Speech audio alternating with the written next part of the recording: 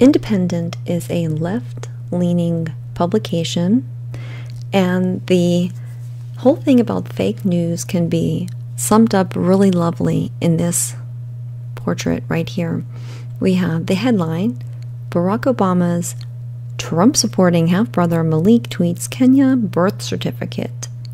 And then in small print, the document appears to be a forgery that was circulated in 2009. You see, that's like their disclaimer to a title that's actually true. And they use the terminology, the document appears to be a forgery. The craftiness of the terminology. Now, this isn't a new story. You can see that this was published March 10, 2017. I guess when they put the document appears to be a forgery, you see, that gives them the credit of publishing the story without the heat, right? And they take a story and they steer it to where they want it to go. And then so people like CNN, MSNBC, NBC, CBS, and ABC, and all these, they won't pick it up, and they'll be like, well, we felt that, you know, it was false, fake news. Well, let's see. There he is. That's a lovely picture. There is, you know, there he is right there, Mr. Obama. Links in the description box, as always, so you can look at this yourself. Again, The Independent is a left-leaning publication, and they even publish this. Malik Obama, the older brother of Barack, holds an undated picture outside his shop in Saya in eastern Kenya. Barack Obama's half-brother has once again repeated the discredited claim that former U.S. president was born in Kenya. His own brother. His own brother making the claim. What do you think that means? I know that some of you may be thinking, well, this isn't even a new story. You know, it's not. It's not a new story, but it's a new mic, and I'm testing it out, and I'm using this old story because I think that old lies that are as important as this need to be clarified. Old lies as important as this need to be clarified. Because even though I'm hoping that we're making progress right now and the whole hashtag release the memo is going to unveil most current events, the most current atrocities, I really am not going to be satisfied with just the most current atrocities. Yes, it's a very good start. It's a very good start to have the most current atrocities addressed. But unless we go back to some big ones, like some major ones, like this little story here, true vindication isn't going to be felt. For true vindication to come, we need to cover these things.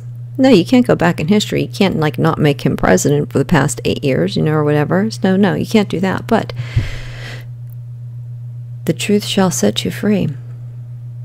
So they're trying to paste President Trump in a bad light. Again, this is March 2017. Ardent Donald Trump supporter Malik Obama tweeted a copy of what he said was a valid birth certificate proving that his half-brother was born in Mombasa, the West African nation's second city.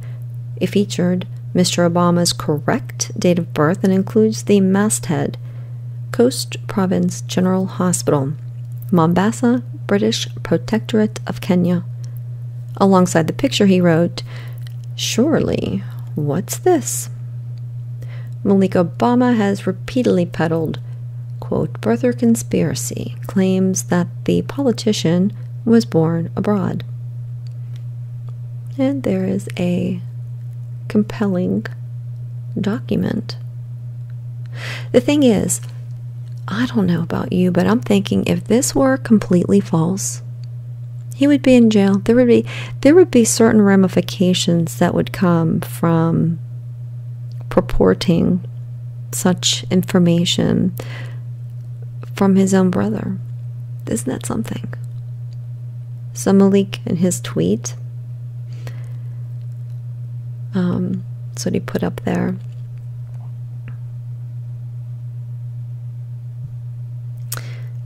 The 55-year-old former president has been dogged with questions about his birthplace since his U.S. Senate campaign in 2004.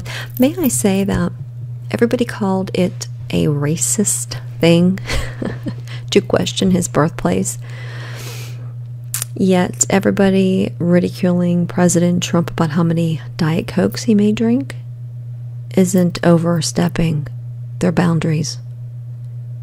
Questioning the birthplace of who is the leader of the free world is overstepping your boundaries, but questioning the amount of Diet Coke that a person consumes seems completely rational.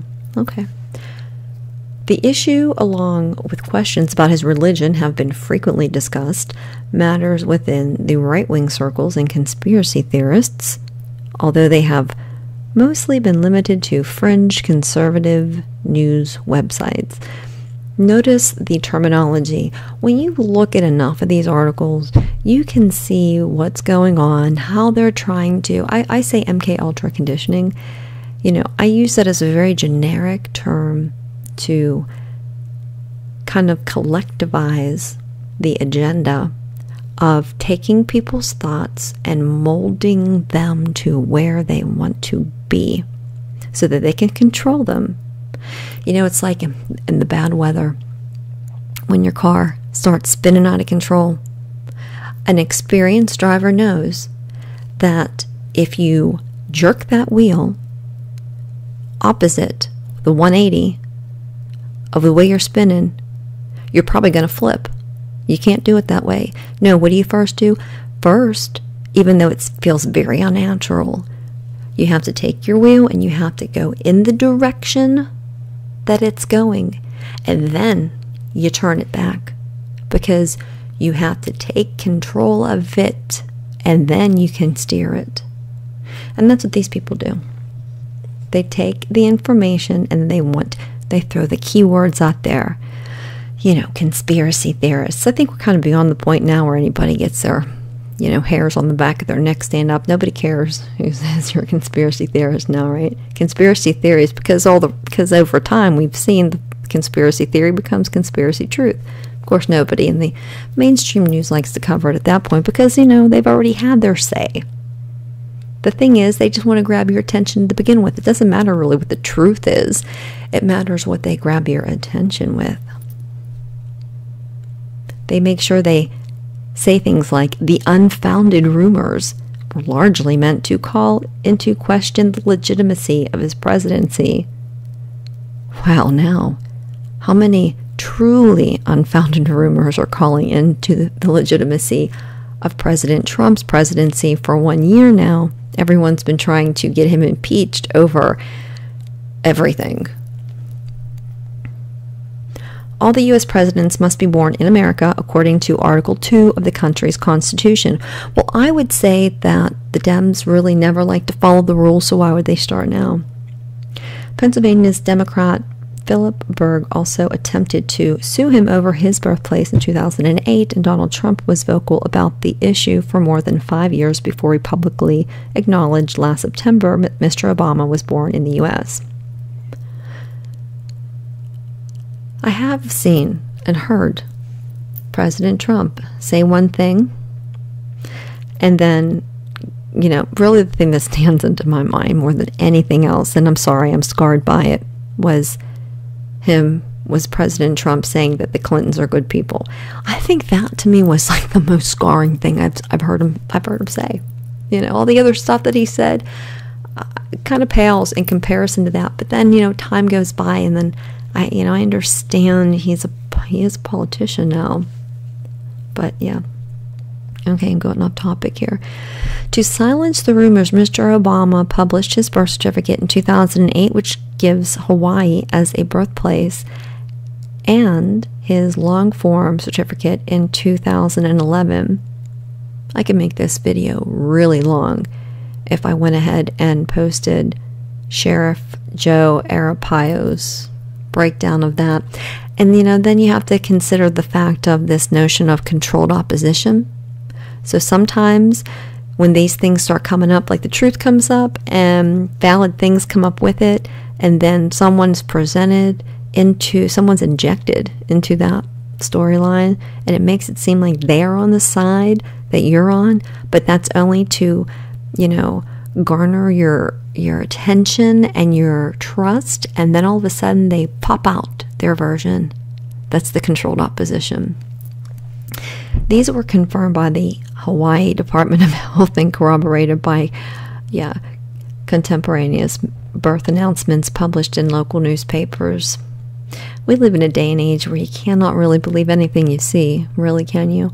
I mean, CGI and doctored up, photographs, and you don't even know what you're looking at.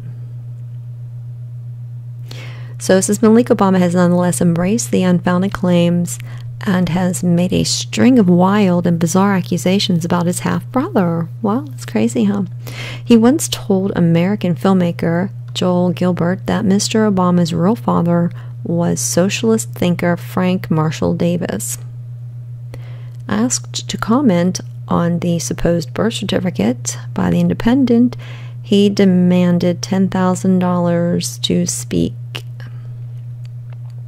Joe Biden over the years. Oh, I don't want to click on that one. Yeah.